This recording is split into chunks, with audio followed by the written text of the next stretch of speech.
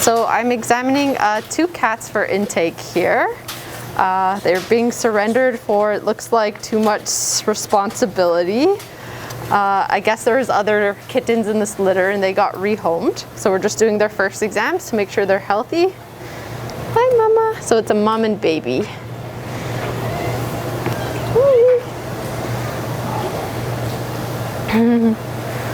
Close that. And maybe drill handle, is that okay? Yeah, I have the baby, so I think baby will be good.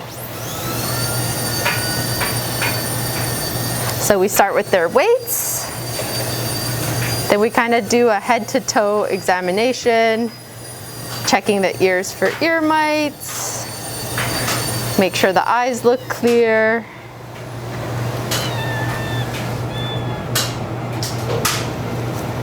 So that one had a little kind of sleep in the eye. And then I'm gonna turn it to me, but I'm gonna look at the mouth. Make sure it all looks healthy. There's no cleft palates, which it does. And we kind of assess the body condition, make sure they're not too skinny, which it feels good. I can feel it has a nice plump belly. Then we check the gender. This one's a little boy. It's okay, little one. And then I'm checking for testicles to see if they're descended, which I can feel 1.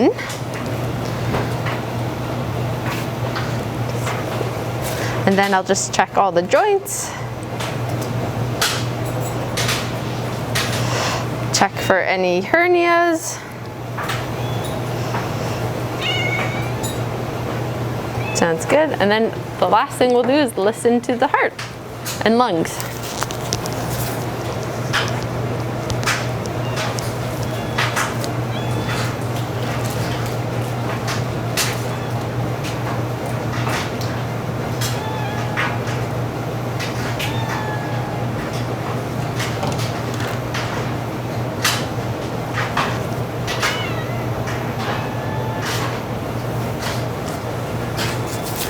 Perfect. And then we will just vaccinate and deworm.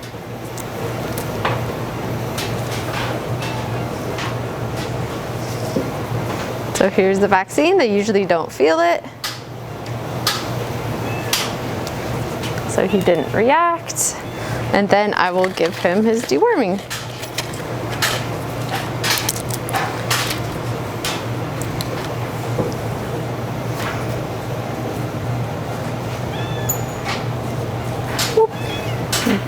Down it goes. And that's a kitten exam. Done with weights.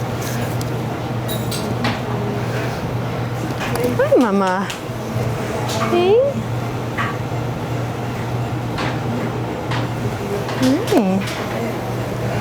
Oh, he's still full of milk.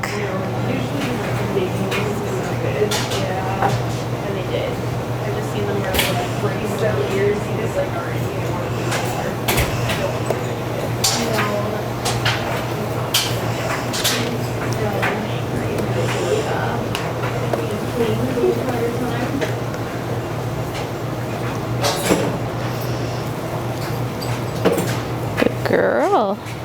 So brave.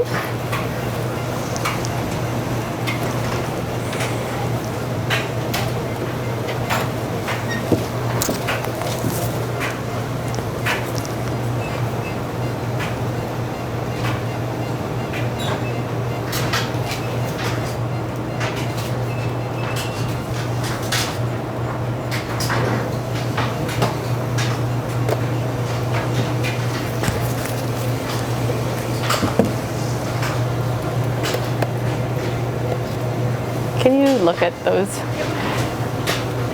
She says 1 kitten, but... Yep.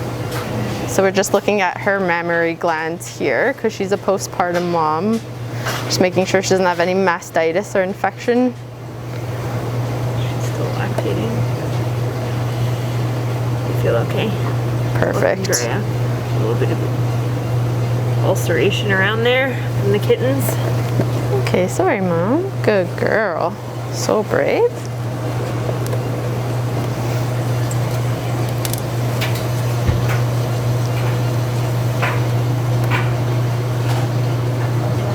Good girl.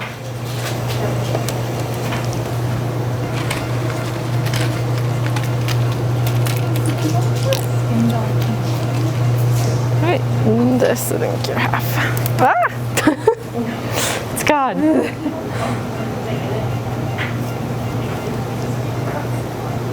Yuck! There you go. So, what is your name and what is your role here at the Calgary Humane Society? Yeah, so my name's Chelsea, and I am a registered veterinary technician at the Calgary Humane Society. Awesome. How long have you been working for the Calgary Humane Society? I have been here for a little over a year, about a year and a half now. I've been a tech for about 6 years, though. Wonderful. And what kind of experience and education and maybe skills would somebody need to be an RVT? So as far as school goes, there's a few colleges in Alberta that you can go to school to be a veterinary technician. I went to Olds College. It's a 2-year program, and you kind of learn a little bit of everything. So it's shorter than the veterinary program, obviously. And we learn kind of more skills specific to what we're allowed to do. Speaking of what you're allowed to do, what are you allowed to do and what are you not allowed to do that makes you different from a vet? So we definitely do help the vets. Our job is to kind of make their jobs a little bit easier. So we usually will do anything from, say, anesthetic and surgery prep, which is what I'm doing right now. We're not allowed to do 3 things in Alberta. We are not allowed to do surgery on animals. So we're not allowed to do spays and neuters. We're not allowed to extract teeth or anything like that. Basically anything that is classified as surgery, we're not allowed to do. We are also not allowed to make a diagnosis on an animal. So we can't diagnose an animal with, say, diabetes or kidney disease or anything like that. That's something that only veterinarians are allowed to do. And then we're also not allowed to prescribe medications. So we're just not allowed to basically write up prescriptions or anything like that for animals either. Apart from that, we're allowed to obviously do anesthetic. We can take blood. We can do all kinds of laboratory tests, so like blood tests, urine tests, fecal tests.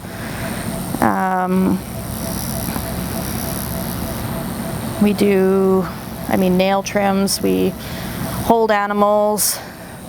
What else do we do? Lots. We take x-rays. And then as far as dental surgeries go, like I said, we're not allowed to actually extract teeth, but we still do all the anesthetic prep. We get the animal asleep. We do all of the dental cleaning. So we do all the cleaning of the teeth. We do the dental x-rays. Sometimes we will also chart the mouth. So we'll go through and point out any teeth that we're concerned about, and then the vets will come and decide if that tooth needs to be treated or not. But yeah, that's kind of a little summary of what we're allowed to do. Sorry, I just need ear cleaning stuff. Yes. All right. So yeah, I just wrap them up just so that way they can't hurt themselves when they try and wiggle. The gas stinks a little bit, so we give them some sedation to make them a little calmer. And then they still don't like the smell of the gas, so sometimes they wiggle a little bit, but it doesn't take very long before they're asleep.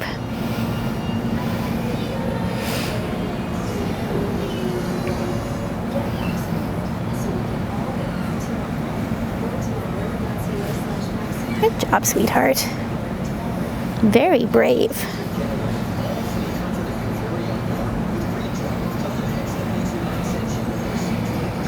I know it's yucky, hey? I know it's yucky. Yeah.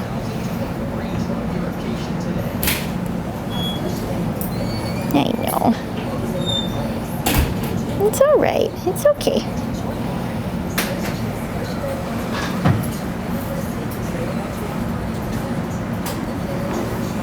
There. So we're asleep now. They go through what's called an excitement phase. So basically they're asleep, but their body is still kind of just reacting, but they don't know that their body is reacting at this point. There you go, sweetheart. Yeah, we're getting there, hey? Yeah.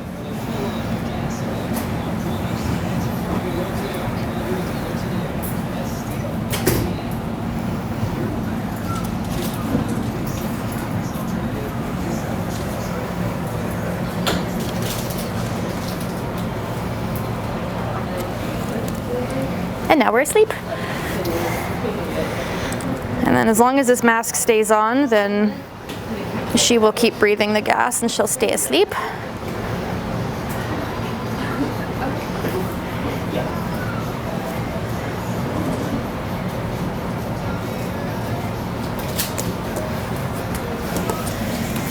Does the gas hurt them at all? No.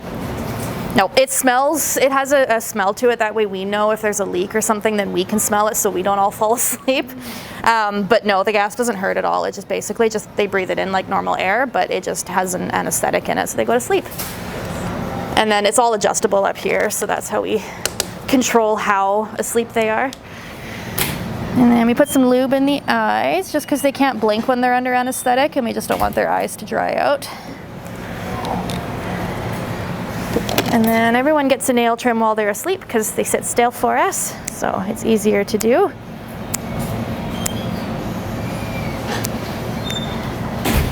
And trying to trim wiggly kitten nails is not ideal, so this is the best time to do it.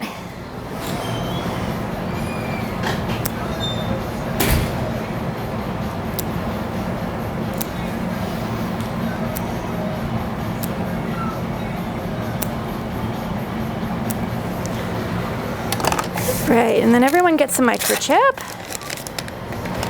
And so it's a little teeny tiny chip that's basically a little smaller than a grain of rice, and it has a number associated with it, so it's kind of like a license plate essentially.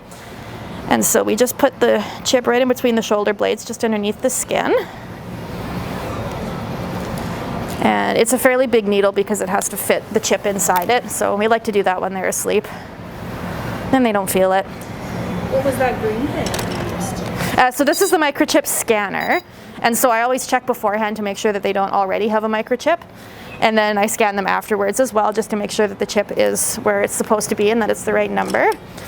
And then this basically will just give us the number. It's like 15 numbers long, and then that will be registered and that will have the owner's information on it once they get adopted.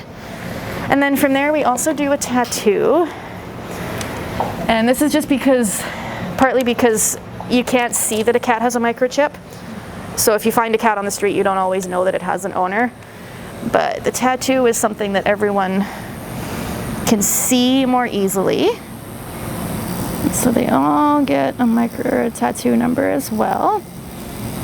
And so the first letter is the year. So every year the first letter will change. So this year is J. Last year was H. The second letter is A, which is our shelter's letter. Every vet clinic will have a different letter. It's usually actually 2 letters that's associated with that vet clinic in Alberta. And then there's numbers underneath, and they're just done in order.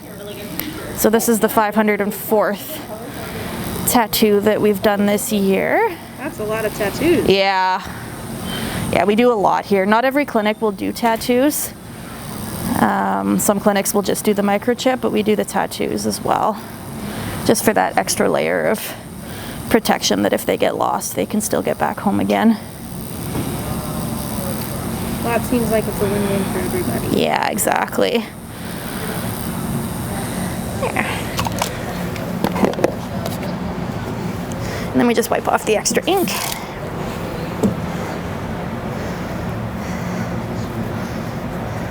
And then there's the tattoo, just like that.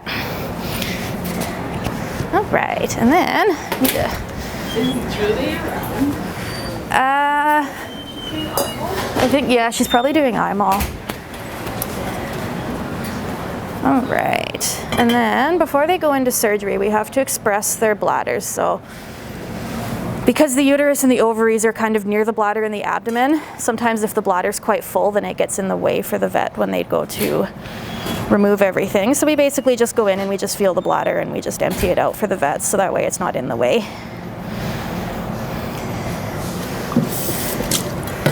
Makes their job a little bit easier. And then we always shave the belly for any space surgery, just because it has to be clean and hair can hold a lot of bacteria. So we always just shave. You want to get as much hair off as possible.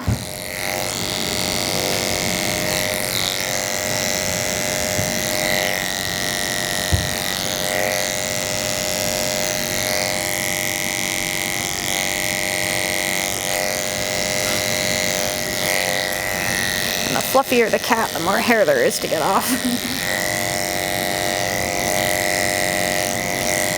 How quickly does the hair grow back afterwards? Usually it'll start to grow back right away. They'll kind of get like a little peach fuzz. And then usually within a few weeks it's almost fully grown. And so this right here is the belly button. So that's kind of right underneath the belly button is kind of where that incision is going to be for the spay. So we always just shave a little bit of extra space. That way none of the hair from the sides can get pulled in to the incision. Because like I said, hair holds bacteria and we don't want any bacteria inside the abdomen.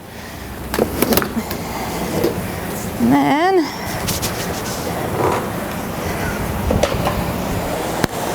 you just vacuum any extra hair.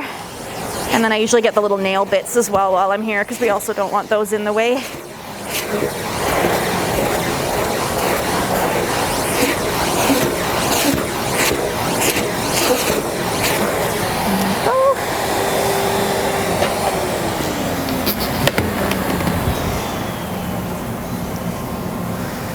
And then we just have to use, it's an antiseptic, antibacterial soap that we use, and it just helps kill off any bacteria that might be there on the skin.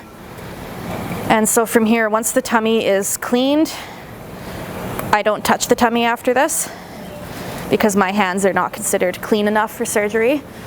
So then the veterinarian will have sterile gloves on, and that's how they can touch the tummy and not introduce new bacteria to it. And so when I scrub, I always start where the incision's going to be, because that's the cleanest part, and then I kind of just go around the outside, because I don't want to scrub the outside where there's bacteria in the hair and then scrub the part where I'm going to be cutting, so that way it's all clean.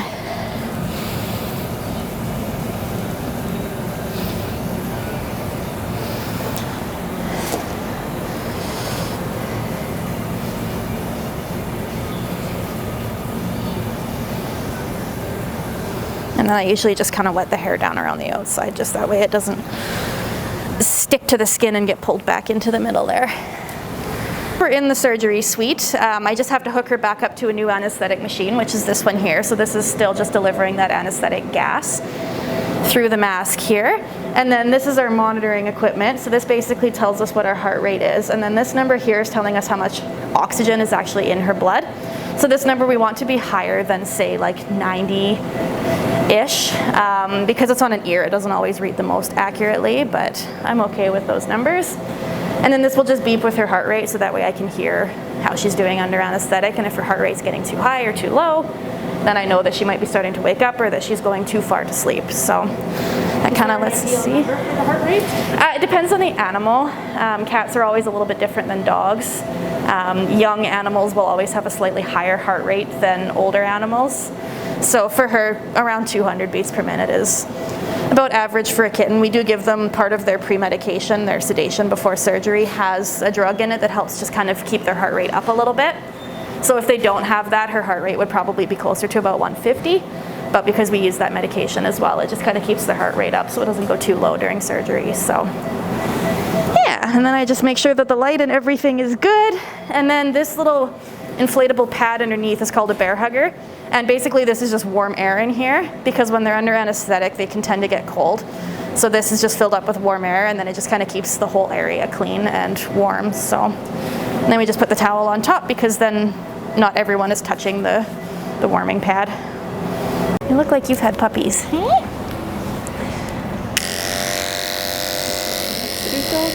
Right? I know. Good girl. What little for you? Yeah, exactly. Try and leave you with as much as we can. Okay, can I have this? Nice, good girl. Yeah. Good dog. Good job, sweetheart.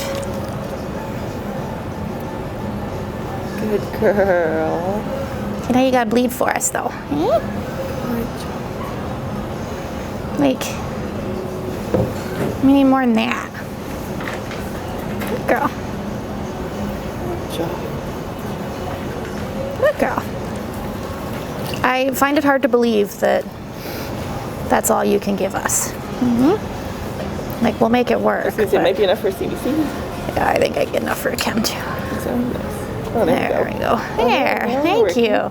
Okay. Good job. There you go, sweetheart. Yeah, it's a good girl.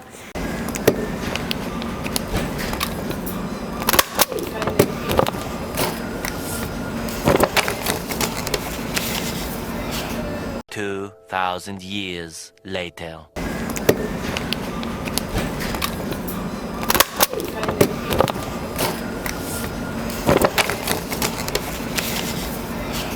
So, some things that it takes to be a tech. Obviously, you have to like animals, but it's more than that. You have to be willing to do the things like the gross things. You have to be okay with poop and pee and vomit. There are certain things that are not a fun part of the job, but you get used to it and it doesn't bother you so much anymore. Right now I am cleaning yucky ear mites out of a cat's ear. So it's the things that people don't always think that we do. We do help in surgery, so being okay with, you know, seeing surgeries and things like that is also important. These are all things that, like, when I first started, I didn't know if I was going to be okay with it, but we kind of learn as we go. And what would you do if you found out you weren't okay with it? Are there other ways to be involved with animal medicine? There are, yeah. So you can volunteer. We always have space for volunteers around here. Anything from helping walk the dogs to helping in here. Like, we have volunteers that come in and will wrap our surgery packs for us and do things like that.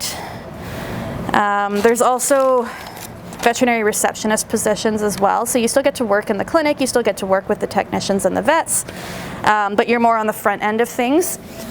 And so you kind of get to see the patients, you get to see their owners, and all of that without having to do the gross stuff, say. And there are actually programs that you can do.